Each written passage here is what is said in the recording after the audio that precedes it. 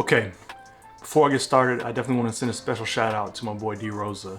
I don't post that much on social media, but every time I post or I put anything up, he's always supporting, always showing love, always providing feedback and encouraging words. So definitely a big shout out to him. I think he is a big reason why I even started uploading my thoughts to this channel in the first place. So I have to give credit where credit is due. Salute to him.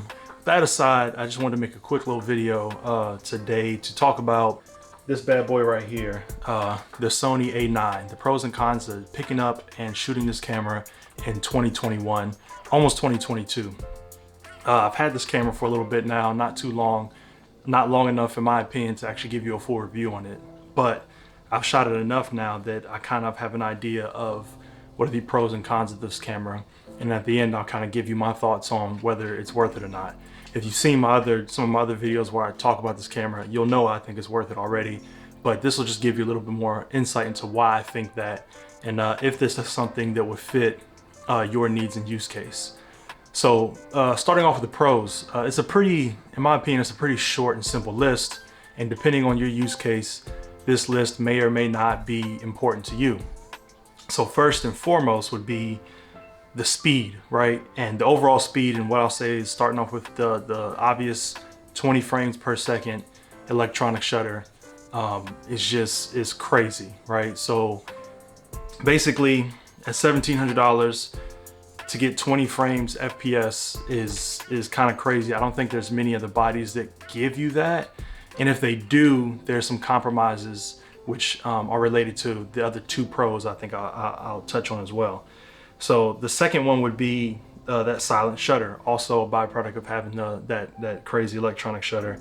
And a lot of cameras are silent shutter these days, but the silent shutter in this and a few others, you know, that came after it is a little different because that sensor inside the Sony A9 has such a fast readout.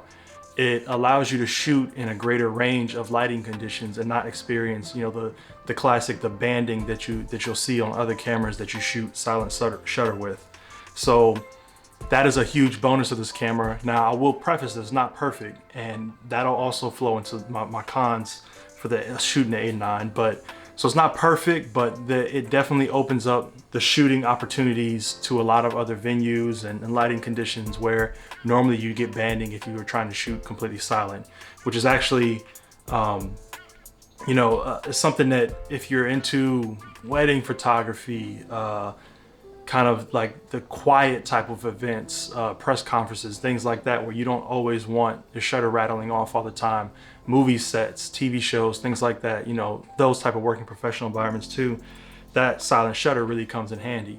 Even outside of that, just shooting around, you know, trying to get shots of your family around the house or in quiet moments, and you don't want to disturb them or let them know you're taking pictures of them, as to not kind of ruin that moment. You want that candid shot. Silent shutter definitely comes in handy there too. That to me is a big pro, and it's nice to be able to have that in your arsenal without so much of the compromise of the kind of lighting you can shoot that silent shutter in. So third for me would be the autofocus system. Still holds up very well today. It's amazing, it's super fast, super sticky. It's just like, even at times when I think I raised the camera too slow and I may have missed the shot, the autofocus focused so fast and allowed me to get those high shutter speed off so fast that I actually didn't miss that moment. So I value that very much in the scenarios where that matters. Yeah, those are the three big ones. Other two small, I guess, additions would be, obviously, if you pick this camera up as opposed to a competitor with a different brand, you now get access to that wide variety of Sony glass and third-party glass on the Sony E-mount or FE mount, as well as great adaptability with the full-frame sensor. So to me, that's a pro because you don't really have to compromise on lens availability because you can pretty much get anything you want for this mount, and if not, you can adapt it. And then last but not least, the battery life. Compared to some competitors in this space, having access to that Sony Z battery is great. It lasts super long, and as you just saw, even though I'm rocking this battery grip right now, I only have one battery in here because I don't even need the extended battery life. I just like the handling of the battery grip with bigger lenses, obviously. So those I think will be like the 5 pros of picking up this camera in 2021 and 2022. Now let's move on to the cons. So the cons of having the Sony A9 is kind of related to the first pros that I started off with.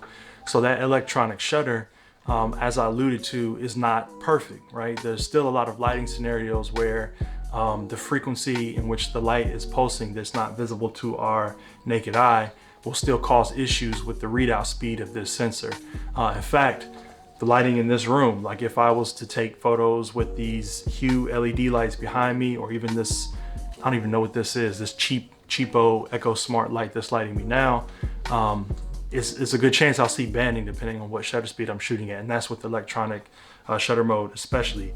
In some scenarios that'll also materialize itself in the with mechanical shutter on, but it's more likely with the electronic shutter if it's one of those scenarios that will provide banding challenges. So that's number one. Number two, also related to that, is when you find yourself in that scenario where you're getting banding in whatever light, and to try to mitigate that, you have to switch over to mechanical shutter. The mechanical shutter in this camera just flat out sucks, if I'm being honest with you. It's super loud, it's super clunky, it's like just extended, like the shutter sound is long for some reason, and there's even like a slight shutter delay, shutter lag with this when you're pressing the shutter release. So this is what 20 FPS electronic shutter sounds. You don't hear anything. 20 frames a second going on right now. I'll switch that to the single, put it on mechanical shutter. Here's what the shutter sounds like. It's just, you find yourself in a situation where the lighting is challenging and you have to now give up that silent shooting. This is what everyone's gonna hear every time you take a picture.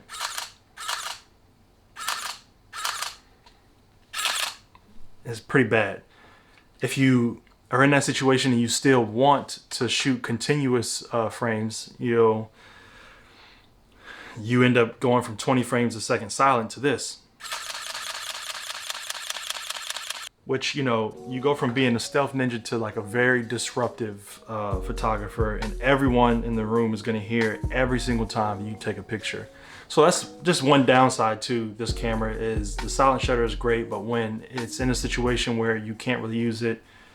Third con, I guess I would say, is that the body style, compared to the newer Sony body styles, this body style is one of my least favorites. It's not as comfortable, the ergonomics on it aren't great, the grip, it needs to be a little chunkier and more pulled away from the lens, but it's doable, something that you can deal with if you've ever used the A7 III or anything from this generation of bodies. You know that they've been getting better, but it's still usable. It's just worth mentioning that that is a con of buying this camera in 2021 going into 2022.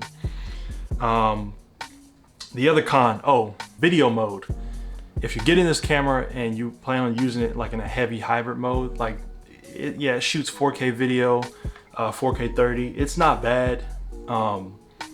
It's usable in a pinch, but I will say that the flexibility of it is very limited when compared to all the bodies that came after this camera, even compared to the A7 III. You don't have any picture profile modes, so that means no log, none of those color spaces that you get with the picture profiles and on Sony cameras. All that is just completely out of the window, and you're stuck with just creative styles, which, if I'm being frank, are pretty terrible in most situations. But you can set them up to suit your needs, and if you set the white balance correctly, it's okay. But I would not use this as a main video camera, and I'm not even a video guy. And definitely I would not buy this if you are a heavy hybrid shooter and you want one body to do both. But you can use it if you need to. I just wouldn't use it as my main body. Other than that, that's pretty much it. I would say that when this camera first released, there were definitely more cons with the performance. And I will say the performance of it is not super fast. While it can shoot fast, acquire focus fast and all that, as far as clearing the buffer on it, it's pretty slow. It takes a long time to clear the buffer off of this, just because the processor is kind of aged not so gracefully, is dated. So the overall performance of shooting and offloading those images can be pretty slow in comparison to newer bodies. But when you put that aside, when it was first released, they had some issues with the autofocus algorithms and whatnot, and they've put out a few major updates over the years for this camera that have completely eradicated all those issues from what I've seen on other videos. So if you just get this and load this up with the most recent firmware, you are good to go. I think you have a sport shooting, event shooting, like press conference, movie set, street, family taking, just a beast, monster of a camera in this. And you know, which is kind of unique for something that can go completely silent and shoot that fast and have autofocus this good. I would say if you can get this between $1,600 and $1,800, you are getting a absolute steal. I mean, you can go above that if you want to get something that is a little bit more pristine condition, but that would be my target range would be the $1,700 to $1,800, or you know, if you can get below 17, you're really doing something. But if you can get it in that range, I think that there's no reason for you to skip this camera if the pros that I mentioned fit the shooting scenarios that you plan to use this in, right? Like, I'm not gonna say that this should be used in every scenario. This is not a do everything type of camera, but it is a do most things type of camera. So just keep in mind the pros and cons that I presented to you here, and think about if this is something that makes sense for you in 2021, going into 2022. For me, it makes a ton of sense.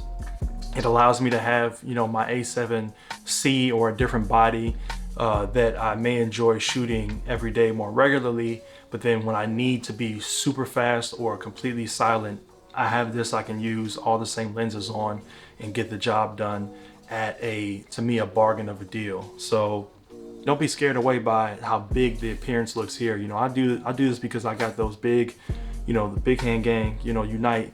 I got these big paws right here, so I need something to hold on to. However, this is nothing but a few snaps away with this Peak Design strap, at least, and it can become a very tiny and, you know, minuscule body, the same as any other Sony body of the same generation. You know, so now you're dealing with this. You throw a small lens on here, which I will demonstrate now, just so you can see exactly how small this package can be, right?